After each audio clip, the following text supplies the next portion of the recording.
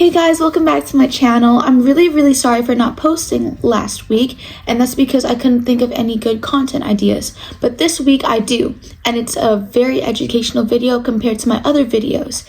And today's video is what is the ideal diet for lupus patients to 1, reduce inflammation, 2, combat any side effects that you might be experiencing from medications for your lupus, 3, maintaining strong bones and muscles, 4, maintaining or achieving a healthy weight and good well-being, and 5, reducing the risk of heart disease. So let's quickly get into it.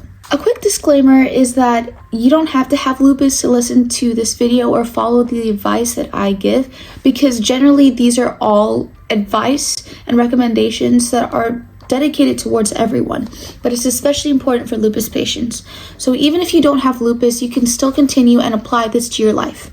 So generally, a good, well-balanced diet is good for everyone, but especially for people that have lupus. A good mix of fruits and vegetables and whole grains, as well as a moderate amount of poultry, proteins, and oily fish is recommended by dietitians. Foods that can reduce inflammation are foods that usually have a high levels of omega-3 fatty acids, which includes fatty fish, nuts and ground flaxseed, oils like olive oil and canola. This is because they are key components in your retina and brain and are so crucial for early development that is actually in baby formula. And they also play a good role in blood clotting, gene expression, and also blood vessel function. Now, foods that could cause inflammation are of course including sugary treats, and the reason for this is because sugary treats amplify the autoimmune response. It can cause a flare-up if it is in high levels, and it intensifies the inflammation that you experience basically.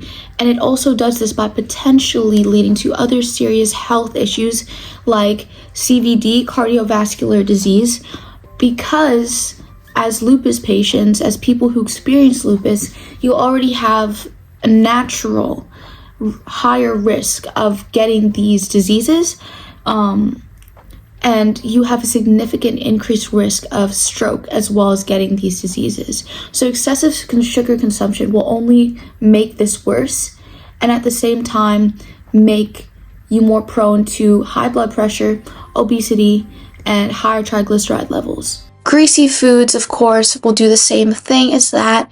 Red meat, which is kind of actually depending on your circumstance. For example, if you are suffering from kidney damage due to lupus or other circumstances, and you need to reduce your potassium intake, it is recommended for you to reduce your red meat levels. Now, of course, a big one when it comes to inflammation is processed foods. But let's first think about why unprocessed foods are good for you. First of all, they are high in antioxidants and nutrients that help you combat the symptoms of your lupus. However, for processed foods, what they do is they remove these nutrients, these helpful and beneficial nutrients, as well as these antioxidants with stabilizers, and so do more bad than good for your condition. One big one from research that I've looked at is alfalfa sprouts and garlic. These are things that you should really avoid because not only do they cause inflammation, but they do have connections to fatigue, joint pains, and other problems that lupus patients experience on an everyday basis when they have a lupus flare-up. So I think between all of these things, obviously garlic and alfalfa sprouts are kind of avoidable in everyday life, but I think that actively and consciously reducing your processed food intake is definitely going to help you. Health is always a particular issue for those who have lupus. And for those taking corticosteroids, a medication for lupus, it is important to take care of your bone health, as this can lead to osteoporosis, which means that your bones become less dense, can be easily broken. How do you do this? By maintaining your bone health by eating foods that are high in calcium and vitamin D, are incredibly important for bone health. And when buying dairy products, do not get full fat, as that is also something that can contribute to inflammation.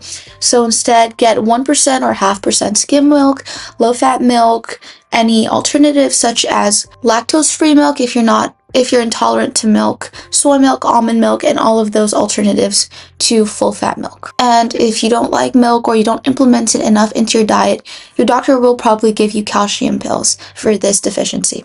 To help lower your blood pressure, if that is your issue, obviously reducing your salt levels, your salt intake on an everyday basis is a good start.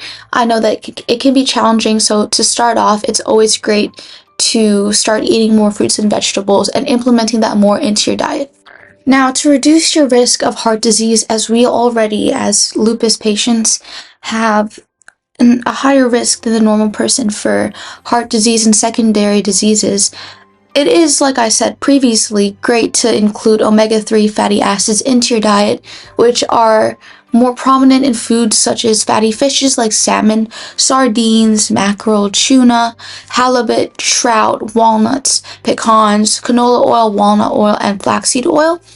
And if you do think that you are prone to this and you are actively seeing a doctor, they will create a diet plan for you that does include a lot of these foods.